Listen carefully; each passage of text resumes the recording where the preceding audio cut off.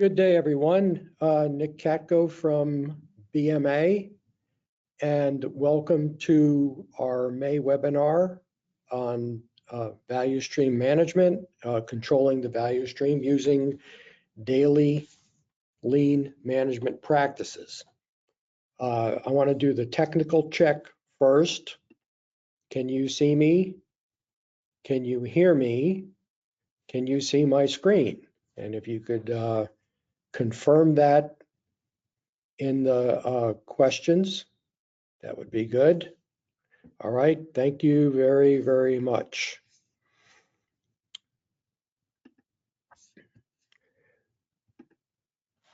Let's review sort of the administrative aspects from you, the attendees.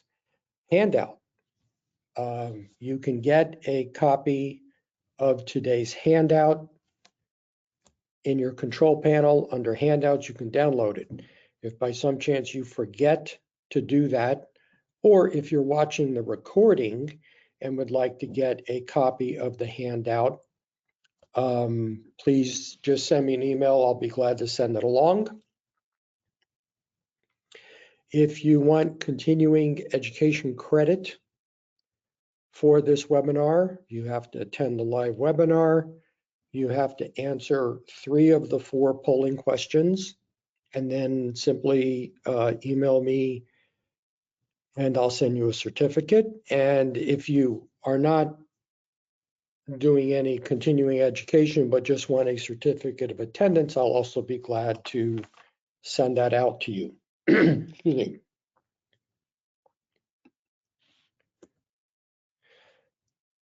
So in April, we talked about the principles, practices, and tools of a value stream management system, which is basically integrating lean accounting with lean practices and tools and creating this holistic system that works as one, okay? And if you think about sort of the lean system and 4 basic components, one component is daily lean management, which is what we're gonna talk about today.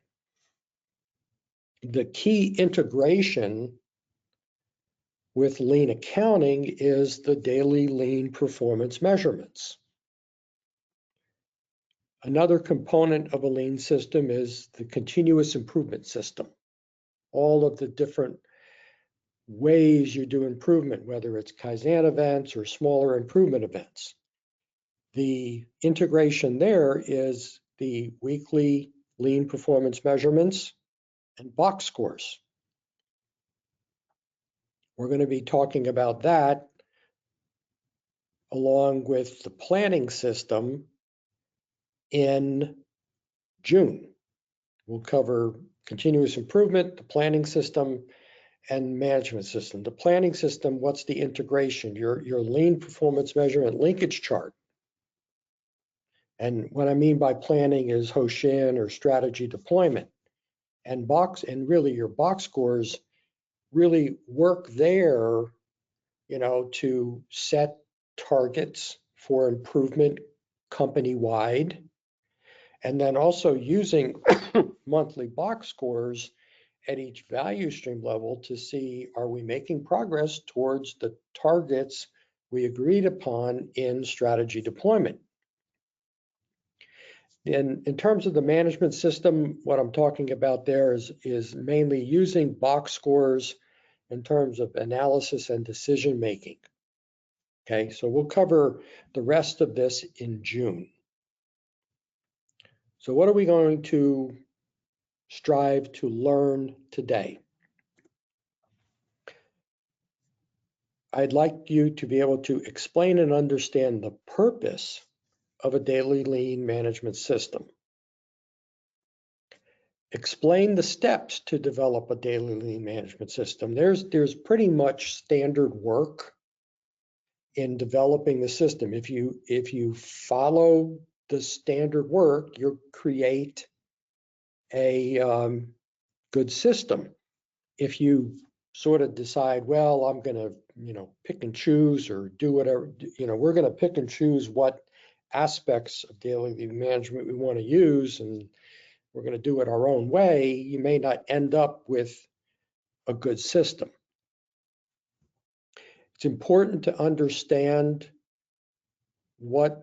how lean performance measurements are used in daily lean management and how they really drive learning. And one thing I really want all of you to understand is how daily lean management can work in any process. This is not just about manufacturing. It can work in administrative, it can work in service industries. It's a very, very effective method. And it really teaches people the basic lean practices and tools. So before we get started, let's go to our first polling question. So what is your personal experience with daily lean management? You have none, you've participated, you've observed it, or you've actually built the system.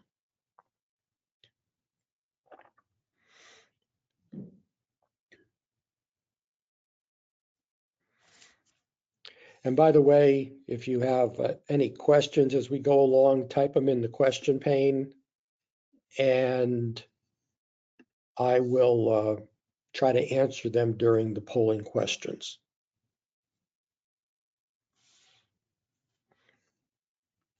All right, I'm going to close the poll. Looks like most people have voted. Share the results. All right, so not all of you have experienced daily lean management.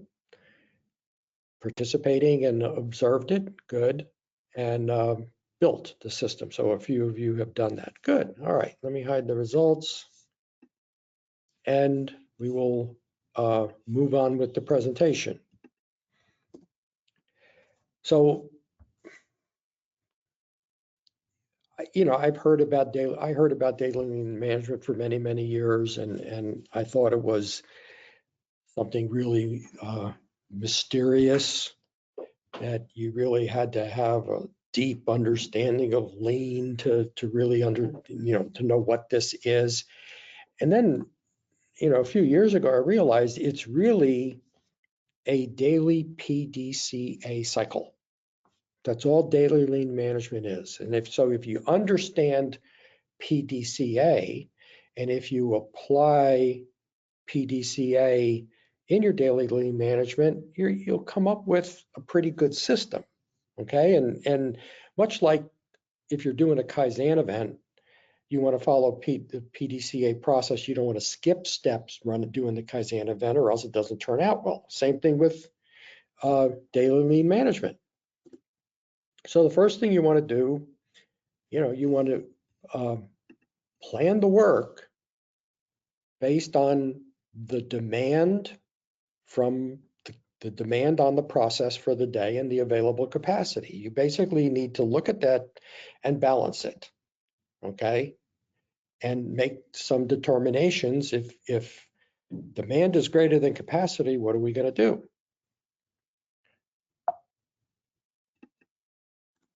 The do step, you execute the work using standard work. Okay, and a lot of this is understood in certain types of companies like manufacturing and healthcare. It's not necessarily understood in services or maybe administrative processes. The other aspect of daily lean management, which is important, is having standard responses to troubleshooting problems. Troubleshooting problems are those problems that basically occur during the normal course of work. So it's how are we going to react when we encounter a problem, whether it's the whole process or whether it's a particular person. You basically want to have standard responses when a problem occurs. This is the opposite of firefighting, okay? Your check and adjust, okay? The check is a daily huddle. You review performance using performance measurements. You understand problems and try to understand basic root causes. And you want to also understand the difference between trends and noise. I mean, even though you plan a day, it may not go according to schedule, but is that just a random noise or is it a trend that we have to deal with? And then what you're trying to understand, you have a plan and then you have your actual, okay? Well, here's what we plan to do. Here's what we actually completed. There's a gap, maybe. Okay, how do we respond to the gaps? Do we take short-term countermeasures? Do we have to start thinking about driving improvements? I'm going to say this a whole lot throughout the presentation, and we talked about it in practicing lean accounting. Daily lean management is like a lean classroom every day. It's like going to school, okay? And we all remember going to school every day. And the more that, whatever subject it was, the more that you learned about it, the better you got. And that's what you're doing with daily lean management. You're teaching people the PDCA process. You're teaching people standard work. You're teaching people how to respond to problems. You're learning how to measure. And it's very, very effective because people experience it. You're not training people. You're not just looking at PowerPoint presentations. They're experiencing and learning through doing what you really are trying to accomplish with your lean strategy. In general, what are we trying to do? We're trying to plan the day and work the plan. Right? So that's daily lean management in summary. And now what we're going to do is we're going to start looking at all these steps in more detail. Excuse me. Planning the work. Lean is about creating customer value. Okay, it doesn't matter what company or process you're working in, you're trying to serve your customers. And so the whole idea behind the plan step is what by when. What do we have to do today to serve our customers? And it depends on where you're working. Okay, it may not be shipping products, it might be completing work on certain products. It might be completing services and actually serving customers. It may be an administrative process where you're producing information for internal users. Healthcare, it's basically how do we have to care for our patients today? So the basic steps to plan the work each day. You need to understand what is the demand. Okay, what is the demand on the process? And what are the value-added activities that are needed to meet that demand for the day? Okay, that's the actual work. We're not talking about meetings. We're not talking about interruptions. We're talking about the value-added work that needs to be performed to meet the demand for the day. It's important to define what is a unit of work. A batch size, okay? It can be specific tasks. It can be orders. We need to, in manufacturing, every day, most cells, these are the orders we need to complete today, or we need to complete them in our process and send them to the next step in the process. It could also be a specific time frame. You can have a time frame cadence. For example, in healthcare, we do rounds in the morning. We do treatments at a certain during certain periods of time. There's a specific cadence of work. Now, in some businesses, it's service. In some service businesses, that's a little difficult because, you know, as your customers walk in, you have to provide the service, okay?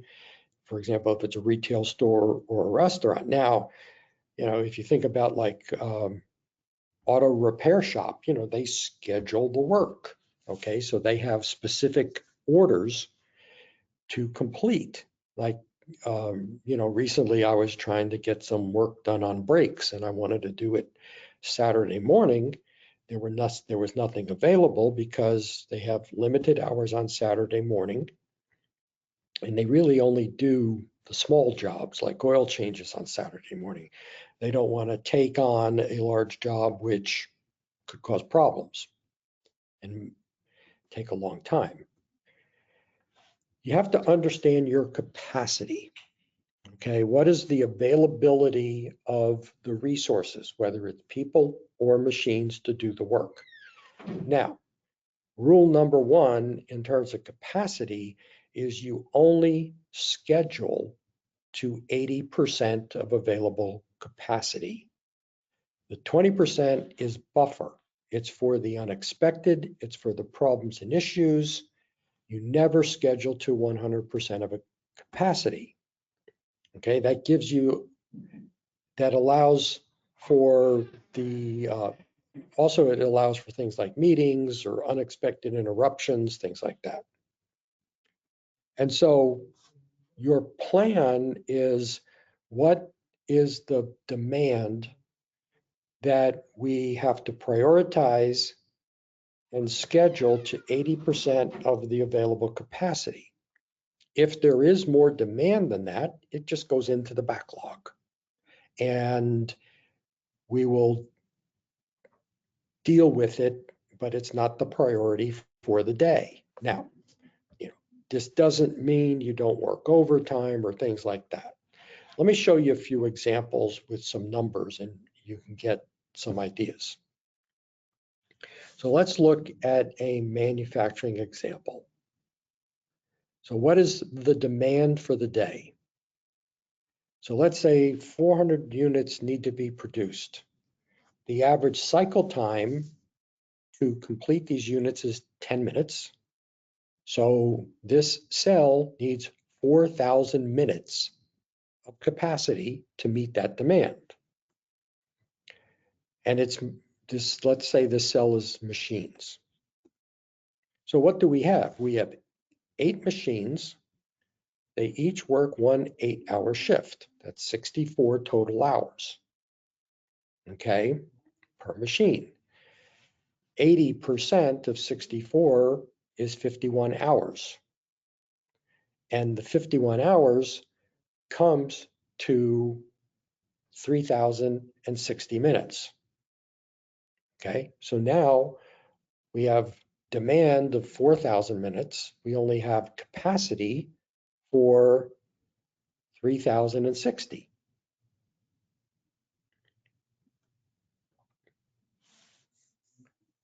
So we will schedule 306 units, okay? And we have to decide which of those units are we going to work on. The other 94 units go into the backlog. So the backlog is just basically demand that has not yet been met. So what are the decisions that have to be made? All right. We'd like to get those 94 units done. You know, is it possible to use 20%, all or some of that 20% buffer capacity? Should we try to use that?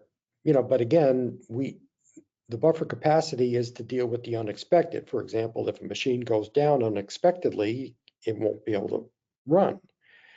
Do we need to work some overtime today to get those out? Or is it possible to take those 94 units or a portion of them and move them to the next day?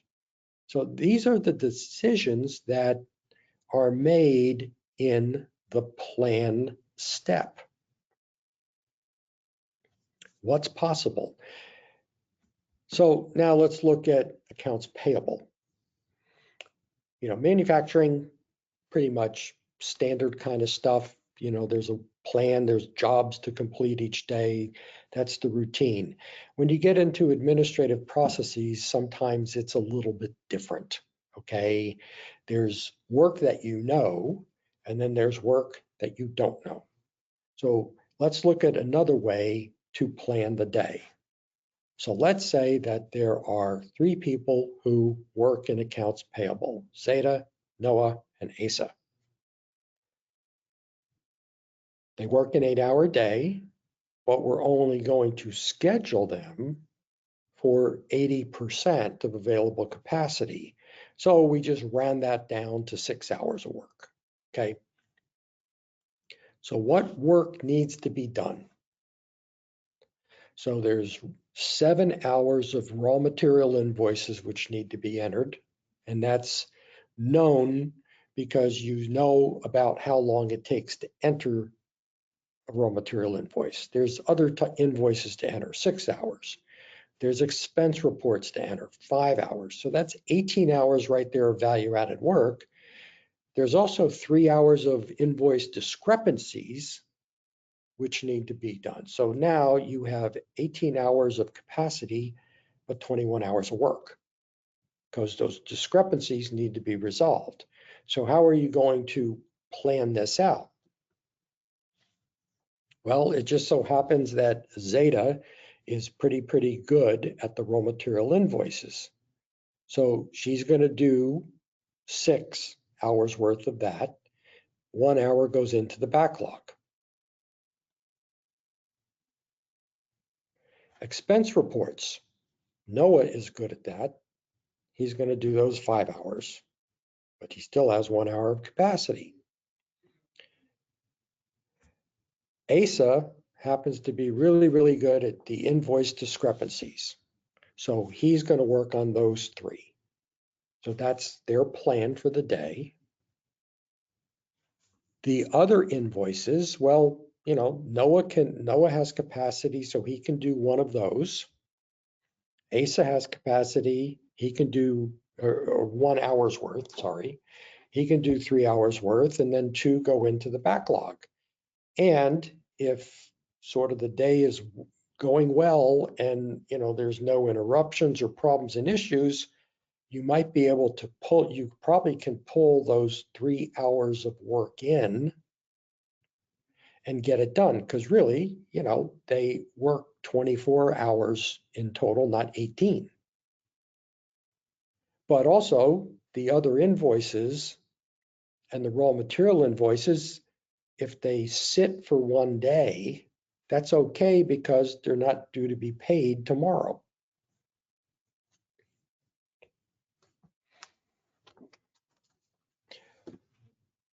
So then you have your balance between demand and capacity using 80% capacity, using 80% of capacity. So planning the work is really about planning the perfect day, okay? The value-added necessary activities that have to be done to serve customers. You want to plan and prioritize those. The non-value-added but necessary activities, such as resolving invoice discrepancies. That's where you use your buffer capacity. Other things like meetings and other things that come up, especially in administrative processes, it's phone calls, in manufacturing, it could be some training activity, it could even be continuous improvement activities. You use that there. And then the waste, okay, your basic waste, which will occur during the day, that's where you have to develop standard responses when you encounter those issues.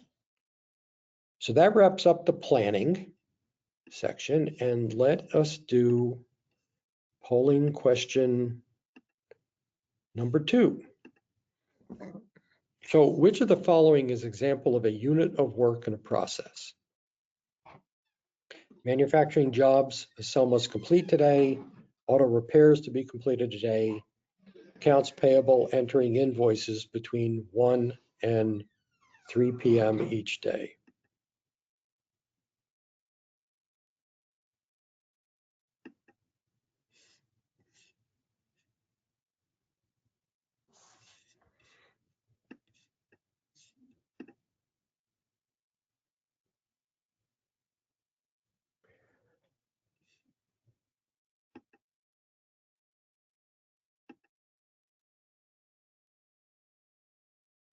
Okay, so I see that, let me close the poll. You are correct. I see that the slides aren't moving. Hold on one second.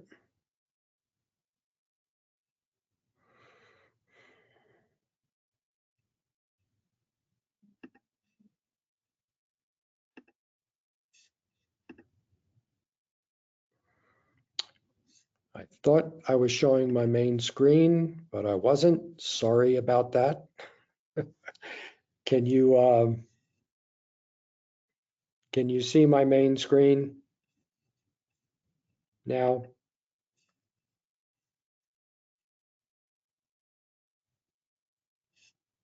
All right. Let me go back a little bit, and I'll go through this sort of rather quickly, and then we'll catch up. So, these are the steps to plan the work, which you heard me say. The manufacturing example, you got 4,000 minutes.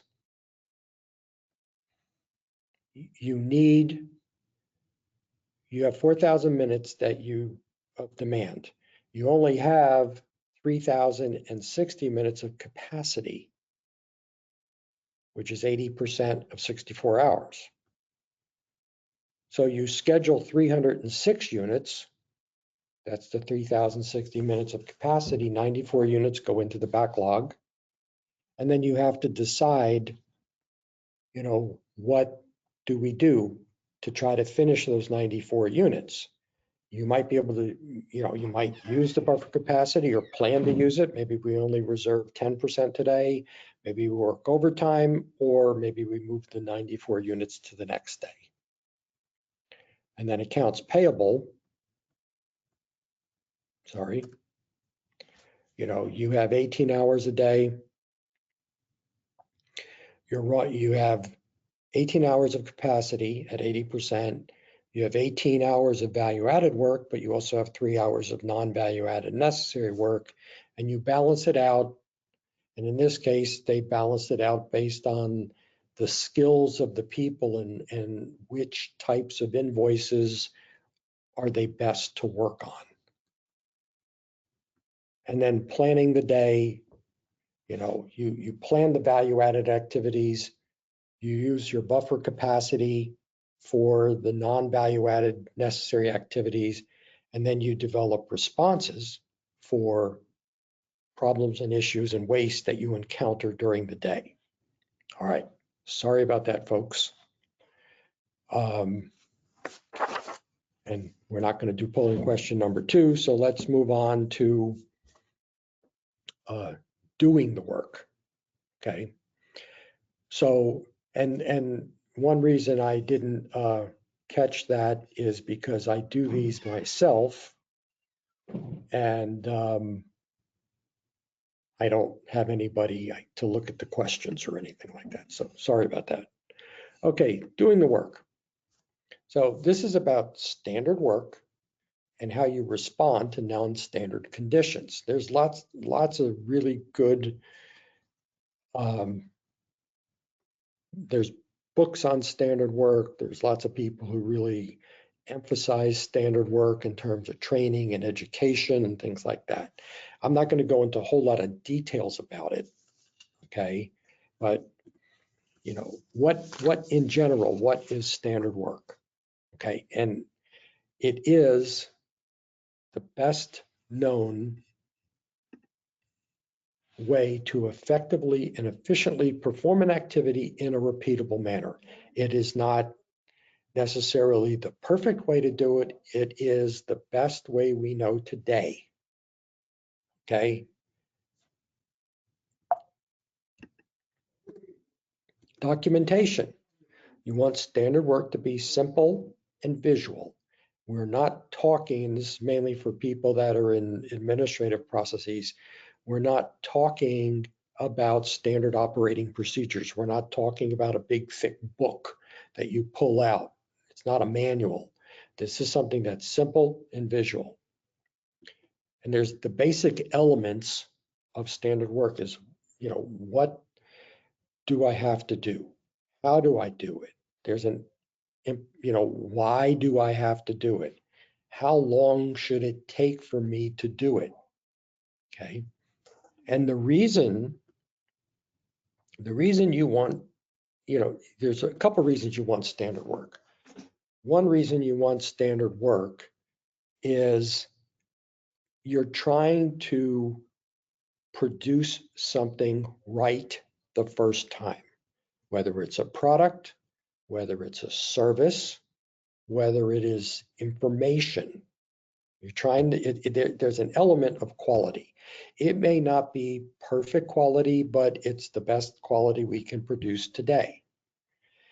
So that's one thing. And the whole thing about right the first time is what differentiates standard work from standard operating procedures. And I'm not going to take credit for right the first time. I actually read an article that Michael Ballet wrote on the Lean Enterprise Institute website. It was about the difference between standard work and standard operating procedures.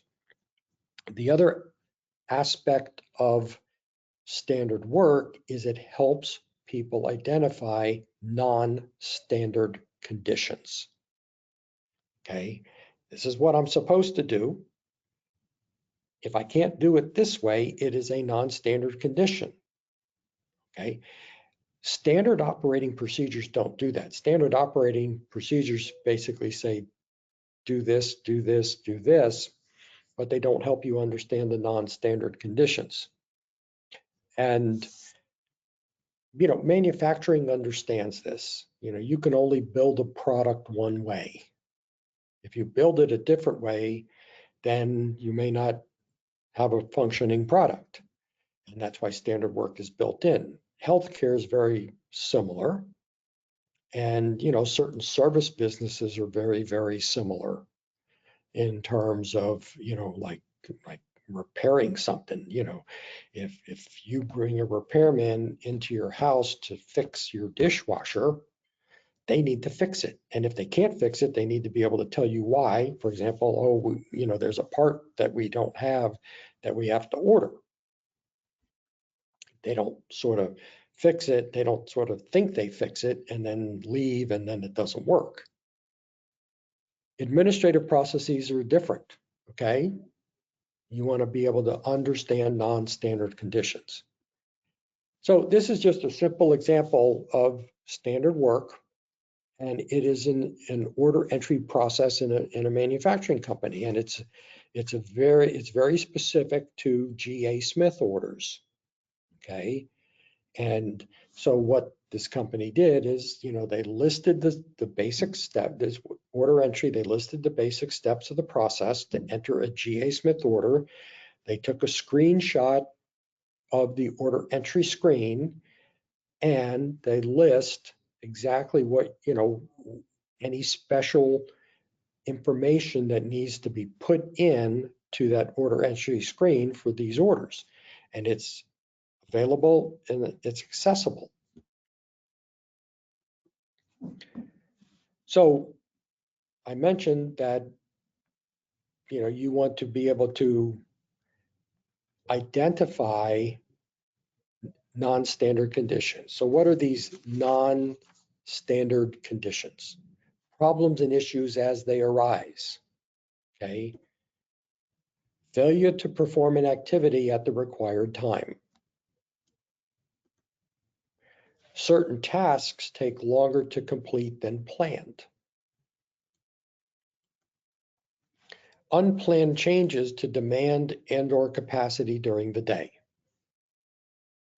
And then encountering waste while we work. Okay. Remember earlier, I said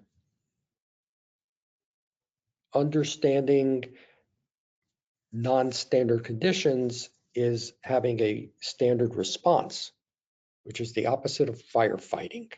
Okay.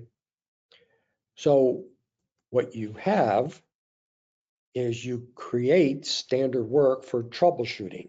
Non-standard condition is considered a troubleshooting problem, which means it occurs during the day.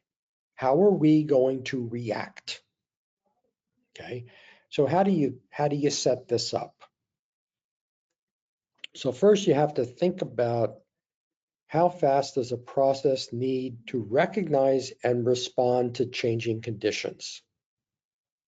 Okay, I mean, if you're in healthcare and you're dealing with a patient and there's a non-standard condition, you may have to deal with that at that moment because it's very important to the patient's plan of care. If I am entering an invoice in accounts payable, and for some reason I can't enter it right at this moment because there's a problem, well, the invoice is not due to be paid in 30 days, so I have some time. Okay. You also need to understand that if we make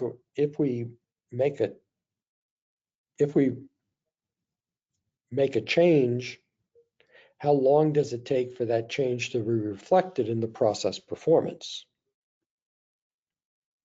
You want to understand how will problems be made visible? And then there's sort of, the two-level responses. What's the initial standard response? Does that fix the problem, or is that like a short-term countermeasure? Is there a secondary response that needs to be required? Okay. This has to become sort of natural for people. Okay. And they need to know, what do I do? If the example I always use is accounts payable.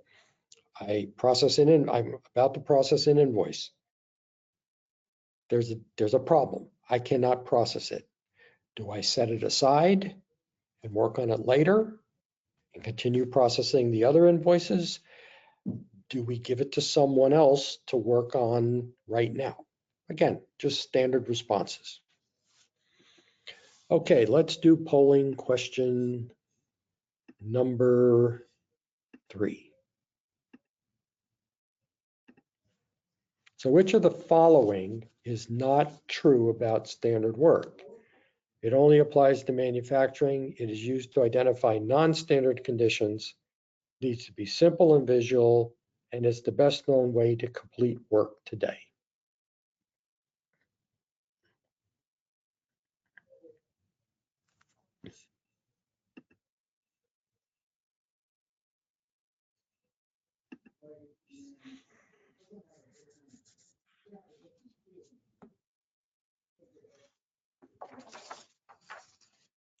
All right, let me close the poll, share the results.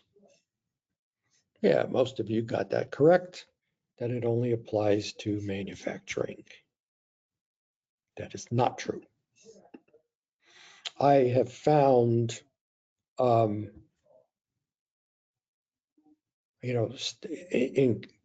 I've been working with a few companies on this, especially in the administrative area, that,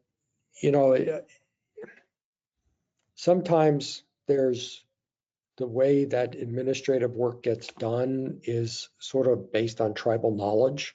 People have been there a long time. They just intuitively know how to do something. But they have this one example in a company where somebody's really good at order entry. It was all tribal knowledge. And she was like the single point of failure. She was the only one who could enter certain types of orders. And if she wasn't around, the orders couldn't get entered, or really. And so like it was what happens when she goes on vacation. So those are the kind of sort of situations, especially in administrative processes or when you're working on more information. How do you stop? You don't want to get to that point. And so standard work, also getting people to write standard work, especially for an administrative task, also helps to serve as a training guide, how to teach someone how to do something. All right, so now we're going to move into the check and adjust. Okay. And when you think about check and adjust, you have to think about a visual system. So what are the characteristics of a good visual management system? You know, are the tasks that must be performed visible in some form or fashion? How do people know what to do? What do I work on? And what do I work on next? How do they know how they are doing? How do you know how well a cell is performing? And countermeasures. What is done if process performance is not met? Now, you know, think about like a restaurant kitchen, or you know, a fast food restaurant where you can actually see the work being performed. There's lots of standard work that's going on. There's buzzers going off. You have the order screen, and you know what orders are coming up, and packaging the orders. It is very, very visual. And people know what they're doing. They basically have assigned tasks. It's also very, very common in healthcare. Okay, specific roles and responsibilities.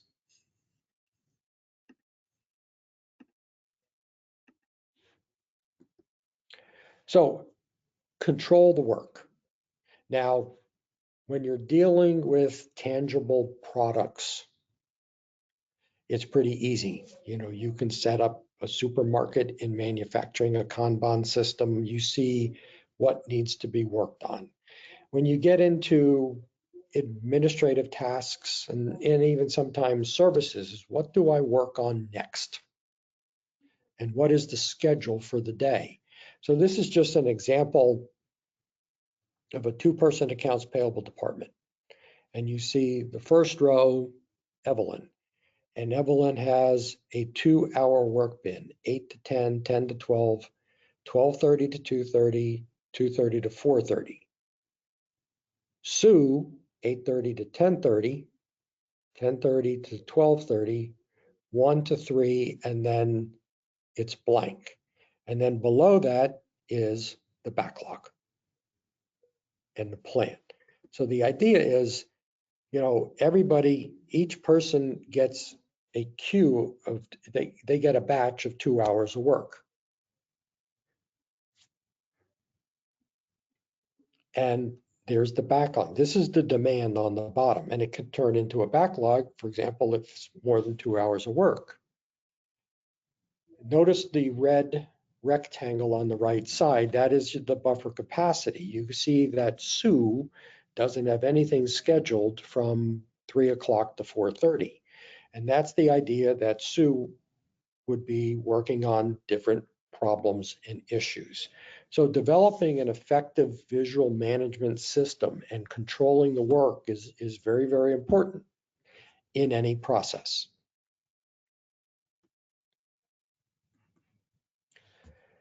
Daily lean performance measurements. Okay, you want to be able to measure the process performance each day. So what do you want to measure? And I'm going to put all these up here rather than talking them one by one. If you look at the left side, what are the basic lean type goals that you strive to achieve? Whether it's every day, every week, every month, you want to work on, meeting and improving delivery. You want quality. You want to meet lead times. And daily lean management isn't about improvement. It's about meeting standards. So you want to deliver on time. You want to meet the quality standards. You want to meet your lead times. You want things to flow, whether it's material or information. You want to be productive. You want to manage your costs, so manage the activities. Then there's safety and morale. So what you see are basic daily lean measurements. For example, schedule attainment. Okay, what's the actual work completed compared to the planned work? Now that helps a cell understand delivery. It also helps them to understand meeting lead times, that, this is the plan. If we meet this plan, we hit our lead time. We are contributing to meeting the lead times for the day. It's also productivity, okay? If we meet the plan, we are productive today. That's why schedule attainment is a very important measure in any process. The other is defect rate or first time through. Okay, defects are everywhere. Okay, then, how do you manage flow? What's the planned inventory versus the actual? When it comes to cost, you're looking at what could drive costs. Okay, you're not necessarily looking at what were the costs for the day, because that's very hard to drive down to the cell level. So for example, overtime hours. Why are we working overtime? Okay, again, we might work overtime today for a specific reason, but if we are habitually working overtime, there might be a problem. Then there's safety and respect for people and morale. Safety, incidents or none, track that daily. Morale, problem solved per person, or just thumbs up, thumbs down. So look at those basic measures. You want, 3 to 5 that are relevant to the area being measured. Creating a visual performance board. Some of you may have experience with this, some of you may not.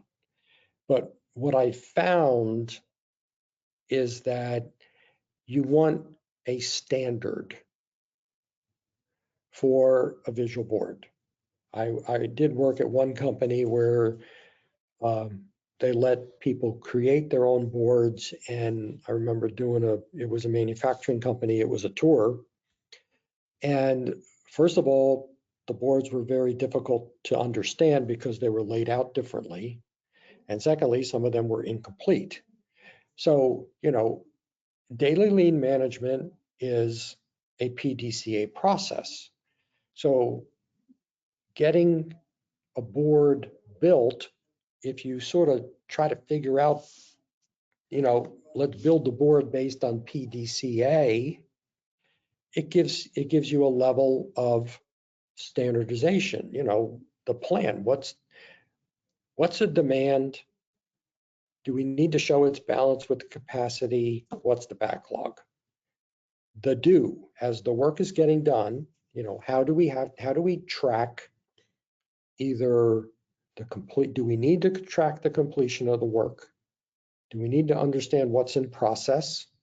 Do we need to understand current problems and issues? And how often does the do step part of the board need to be updated? The measures, that's our check. We want to have a visual display of the measures, whether it's just writing the number down or having some kind of run chart. And then the adjust, problems and issues, trends, status of improvement events that a cell might be working on. You want to do this based on what makes sense for the cell or wherever daily lean management is being deployed. Remember, we talked about the frequency of, updating and responding to problems. It really depends on how fast the process works. So, for example, I put in a daily lean management system in customer support in a software company where they were working on tickets. Okay, so you submit a support request, and we had the customer support people, they actually moved, they had a Post-it note, which was every ticket number. They moved the ticket between the plan and the due. And if they had a problem with that ticket, they put it into the adjust column. And yes, they were close to the board. They complained about having to get up and do that, but it was effective in the long run. So, set a standard, okay? There's no special way to do this. Here's an example where you have the key metrics on the left side. You have problems and issues, and completions, okay? Whatever works for the company. Your daily huddle, okay? Think about this as sort of you want to have a standard agenda for reviewing performance. And I took this from the Toyota Kata book, okay? The 5 coaching questions. And if you use these, they really help in terms of getting people to understand what do we need to talk about in the huddle. So what was the target condition? What were we supposed to do today? Looking at the performance measures. What did we do? Why is this happening? Why was actual performance did not meet standard or the plan? What were the basic root causes that we can come up with? What will we do next? Okay, what responses are we going to take to either make an improvement or contain the problem? And number 5, when will we be able to see the results of number 4? Okay, are we going to use a measure? How are we going to understand if we have dealt with the root cause? All right, let's do our final polling question.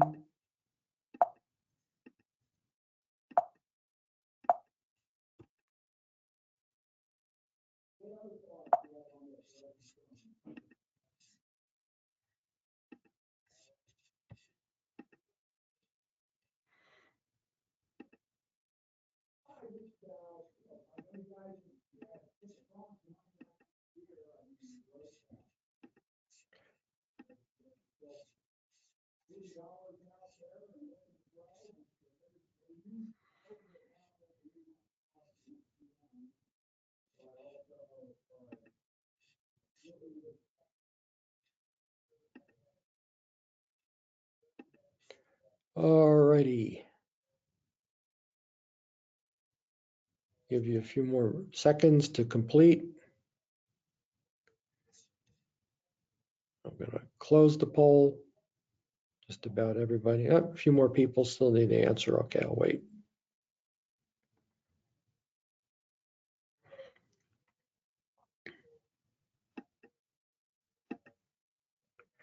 All right, so which of the following would be considered a good daily lean performance measurement?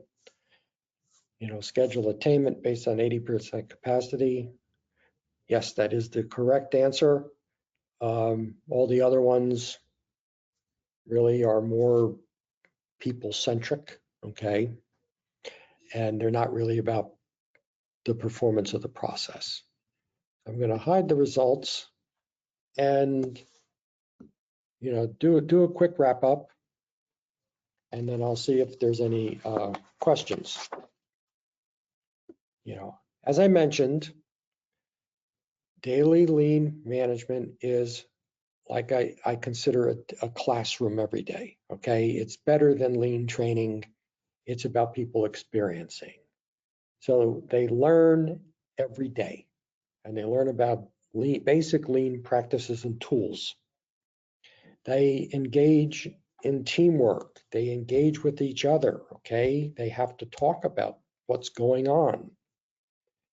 You gain great insight into great visibility into the problems and the issues in the process. They learn the PDCA process. You know, daily lean management is really a good training ground to get people ready to do a continuous improvement event because they have experience with PDCA. Daily lean management, you know, you're looking at small problems that just happen to occur today, and you can go through the PDCA process, even verbally, to get people to think through root causes. There are variations on daily lean management. It really depends on the process you work in.